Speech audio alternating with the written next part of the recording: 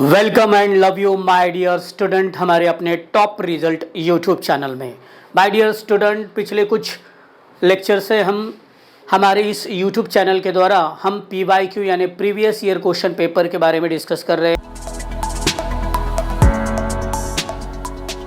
के लिए हमने 12th HSC महाराष्ट्र बोर्ड्स का ज्योग्राफी का पेपर हमने लिया है और इस 2023 में जो हमारा ज्योग्राफी का पेपर हुआ है उसको हम यहाँ पे सॉल्व कर रहे हैं। मैं आपको इतने डिटेल में हर एक चीज़ बता रहा हूँ कि पेपर में किस तरह से आपको आंसर लिखनी चाहिए, किस तरह से क्वेश्चन होते हैं, उसको टैकल किस तरह से करना चाहिए, ये सब चीज़ें बहुत ही डिटेल्स में ले रहा हूँ मैं। आज हम क्वेश्चन नंबर 1 का बी जो सब क्वेश्चन है उसके बारे में डिस्कस कर रहे हैं, जो कि मैंने आपको लास्ट लेक्चर में मैंने बताया था कि आपको जब भी आपका प्रॉपर एक मार्जिन होगा तो आपको एक एक्स्ट्रा में एक लाइन खींचनी है। एक्स्ट्रा लाइन खींचने का जो भी इसका जो बेनिफिट होता है, प्रॉपर जो भी आपका एग्जामिनर या आपका जो मॉडरेटर जब भी आपका पेपर चेक करते हैं तब उन लोगों को इतनी सारी आसानी हो जाती है और उनको प्रॉपर पता चलता है कि ये जो स्टूडेंट है ये प्रॉपर स्टडी किया हुआ है या इसको इसके बारे में सब कुछ पता है। Okay, it's a psychological game. तो जनरली यहाँ पे देखो क्वेश्चन 1 जो मैंने मेंशन किया है, क्वेश्चन 1 का यहाँ पे हम बी जो भी सब क्वेश्चन है इसके बारे में हम डिस्कस कर रहे हैं। प्रॉपर यहाँ पे लिखा है ट्रू और फॉल्स।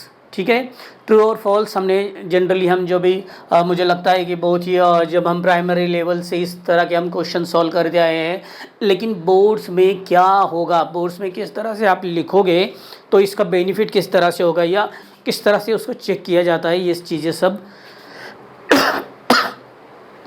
यहाँ पे मैं आपको मेंशन कर रहा हूँ या बता रहा हूँ आपको। ओके, तो यहाँ पे देखो ट्रू और फॉल्स की बात हो रही है, तो ट्रू और फॉल्स मुझे लगता है अगर आप क्वेश्चन 1B ट्रू और फॉल्स से प्रॉपर लिखोगे तो जनरली जो भी एग्जामिनर है, मॉडरेटर है, उन लोगों को पता चलेगा कि ये क्वेश्चन 1 में का बी जो सब क्वेश्चन है। ओके, तो यहाँ पे देखो पहला वाला क्वेश्चन है, यहाँ पे जो भी ज्योग्राफी के पेपर में टोटल पूरे 5 क्वेश्चन है। ये जो ट्रू और फॉल्स वाला जो है 5 मार्क के लिए सब क्वेश्चन है। तो पहला वाला यहाँ पे क्वेश्चन है, ये क्वेश्चन हमें इस तरह से यहाँ पे दिखाई दे रहा है, तो इसको हम सॉल्व करने का प्रयास करेंगे। ओके, तो ये पहला क्वेश्चन है। पहले क्वेश्चन में यहाँ पे पूछा गया है population distribution is same everywhere. True और फॉल्स पूछा गया है, तो यहाँ पे ये बता रहे हैं कि population distribution is same everywhere. हमें पता है we have know that our on our earth various physical domains, अलग अलग टाइप्स के अलग अलग डोमेन्स एज लाइक माउंटेन्स है, पेनिप्लेन रीजन्स है, प्लेट्यूज है, ये सब अलग अलग टाइप्स के आपको लैंडफॉर्म्स दिखाई देते हैं। और यहाँ पे इनका ऐसे कहना है कि पॉपुलेशन डिस्ट्रीब्यूशन सेम एवरीवेयर। अर्थ पे कहीं पे भी जाओगे आप तो पॉपुलेशन डिस्ट्रीब्यूशन क्या है, सेम है। जिस तरह से मुंबई में पॉपुलेशन है, पुणे में उतना ही पॉपुलेशन होगा या यूपी में उतना ही होगा या हर जगह पे पॉपुलेशन उतना ही आएगा। कंट्री वाइज, कॉन्टिनेंटल वाइज हर जगह पे पॉपुलेशन आपको सेम ही पॉपुलेशन दिखाई देगा, ऐसा इन लोगों का कहना है। तो ऑब्वियसली ऐसा तो जनरली नहीं है कहीं पे भी। हमें बताओ कि डेजर्ट वाले एरिया में सेम पॉपुलेशन मिलेगा, ऑब्वियसली नहीं मिलेगा। फर्टाइल लैंड में population compare to the desert area बहुत ही हेवी डेंसिटी होती है वहाँ पे, तो इसीलिए जो पॉपुलेशन डिस्ट्रीब्यूशन ये सेम एवरीवेयर पे नहीं मिलेगा, इसीलिए ये टोटली क्या है, फॉल्स है। तो यहाँ पे यस बस इसको ही चिपका देना है इस तरह से, ये हो गया फॉल्स। और यहाँ पे आपको एक और एडिशनल चीज़ करनी है, यहाँ पे एक तो इस तरह से एरो दिखा दो, नहीं तो आंसर लिख दो, दोनों ही चलेगा। दोनों में से कोई तो एक कर दो तो प्रॉपर पता चलेगा ये फॉल्स हो गया। जनरली अभी देखो यहाँ पे सेकंड वाला क्वेश्चन कौन सा है वो हमें देखना है कि सेकंड क्वेश्चन में क्या कहता है। देखो सेकंड क्वेश्चन ये है, सेकंड क्वेश्चन में ये कहा जाता है कि geographical diversity is not responsible for the development of trade. यहाँ पे भी हमें कंफ्यूज कर रहा है। देखो जोग्राफिकल डाइवर्सिटी का मतलब होता है वही फिजिकल है और उसके बाद मैनमेड। जोग्राफिकल का मतलब होता है फिजिकल और मैनमेड। जितनी भी चीज़ें हैं हमारे फिजिकल में, हमारे जो भी फिजिकली सेटअप्स है, माउंटेन्स हो गए, रिवर्स हो गई या और भी कुछ चीज़ें जो है वो हर जगह पे सेम नहीं होती है। उसके बाद हम यहाँ पे मैनमेड वाली चीज़ कहेंगे जो पे ट्रेड होगा या कुछ और भी बहुत सारी चीज़ें, हमारा जो भी गवर्नमेंट होगा या बहुत सारी चीज़ें उसमें इंक्लूड होती है। तो geographical diversity is not responsible for the development of the trade. तो ट्रेड के करने के लिए जोग्राफिकल डाइवर्सिटी रिस्पॉन्सिबल नहीं होती है, ऐसा कहा। फॉर एग्जांपल समझ लो, अभी दुबई में जो व्यापार चलता है, इंडिया में वही व्यापार चलेगा? ऑब्वियसली नहीं चलेगा। यूएसए में जो व्यापार चलता है, जापान में क्या वही व्यापार चलेगा? नहीं। पाकिस्तान में जो व्यापार चलता है, हमारे इंडिया में वही व्यापार चलेगा क्या? नहीं। ये ट्रेड जो है ना, ये जोग्राफिकल या जिसे कहेंगे हम फिज़िकल, जो भी इसके लिए बहुत सारी चीज़ें रिस्पॉन्सिबल है और उसके ऊपर ही डिपेंड होता है, इसलिए इसको भी हम कैटेगराइज करेंगे फॉल्स में। ये भी हमारा पूरा का पूरा गलत है। इसलिए दोनों भी देखो, population distribution is the same everywhere, गलत है। नहीं भाई, बहुत चेंजेस है इसमें, बहुत सारा चेंजेस है। हमें डेजर्ट के एरिया में अलग तरीक़ा से पॉपुलेशन मिलेगा, उसके बाद माउंटेनियस एरिया में, हमारे 7 सिस्टर में जाकर देख लो आप, वहाँ पे जो भी पॉपुलेशन का डिस्ट्रीब्यूशन मिलेगा आपको, वहाँ पे आपको बहुत ही कम पॉपुलेशन का डेंसिटी दिखाई देगी। लेकिन हमें हमारा जो भी यूपी बिहार वाला जो रिवर्स का जो भी बेल्ट है, तो वहाँ पे हमें पॉपुलेशन का डेंसिटी या सबसे ज़्यादा हमें पॉपुलेशन का डिस्ट्रीब्यूशन दिखाई देता है। तो इसलिए पहले दो भी हमने क्या किए हैं, दोनों को भी हमने फॉल्स किया। ये ट्रू और फॉल्स में ये पूरा का पूरा फॉल्स हो गया। तीसरे वाले के ऊपर हम कॉन्सेंट्रेट करते, देखते हैं हमारा तीसरा वाला क्वेश्चन किस तरह से है। देखो, regional development is depend on physical setting. Obviously regional development depend on physical setting. Regional development का फॉर एग्जाम्पल हो गया, अभी जो भी हमारे स्टेट में वी हैव 28 स्टेट, हमारे पास 28 स्टेट है, 8 यूनियन टेरिटरीज़ है। तो हर एक का डेवलपमेंट सेम हुआ है क्या? ऑब्वियसली सेम नहीं हुआ है, अलग अलग डेवलपमेंट हुआ है। और इसीलिए इसके लिए रिस्पॉन्सिबल रीजनल डेवलपमेंट के लिए क्या है?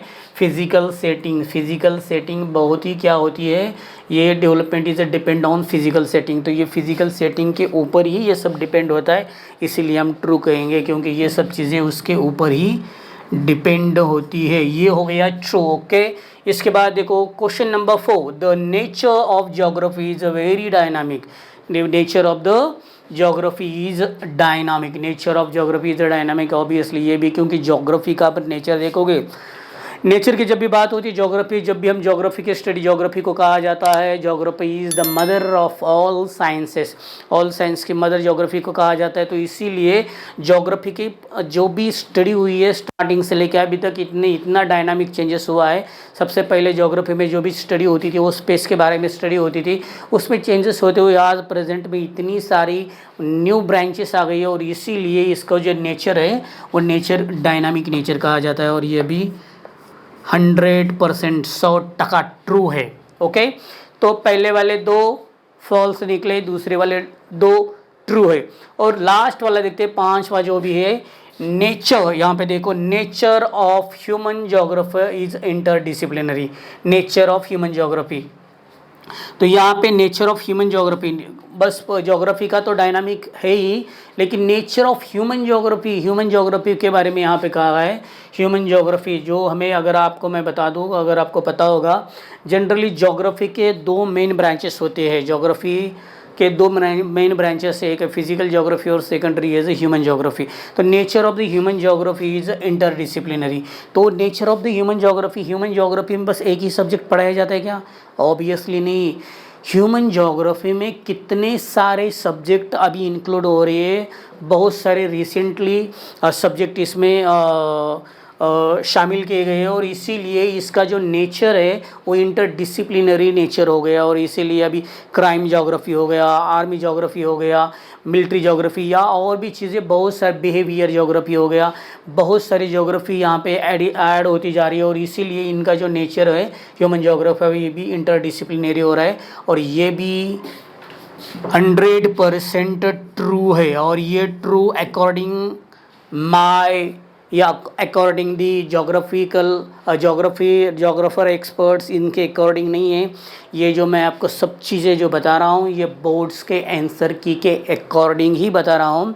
तो जनरली मैं आपको यहाँ पे पूरा जो मैंने बताया आपको, तो यहाँ पे हम जो क्वेश्चन 1 में का बी जो हमारा सब क्वेश्चन है उसके बारे में हम डिस्कस कर रहे थे, ट्रू और फॉल्स में।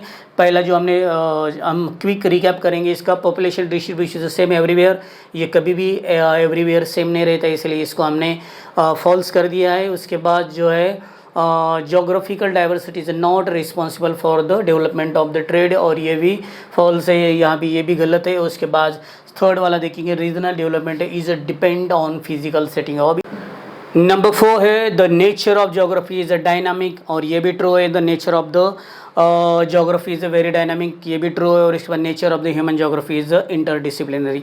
तो ये सभी चीज़ें यानी पहले वाले 2 फॉल्स है और बाकी वाले 3 जो है ट्रू है। तो ये हमारा क्वेश्चन नंबर 1 का सब क्वेश्चन बी भी कंप्लीट होता है। हमने ए और बी कंप्लीट किया है। मिलते हैं अगले लेक्चर में सब क्वेश्चन सी के साथ। उसमें भी हम देखेंगे कि जनरली किस तरह से बोर्ड के आंसर की के अकॉर्डिंग उसके जो हमारे क्वेश्चन हम सॉल्व करने का प्रयास करेंगे। और इसके बाद मैं आपको once again I have request to you that please like share and subscribe our top result YouTube channel. Okay, तब तक के लिए bye bye, take care, have a nice day.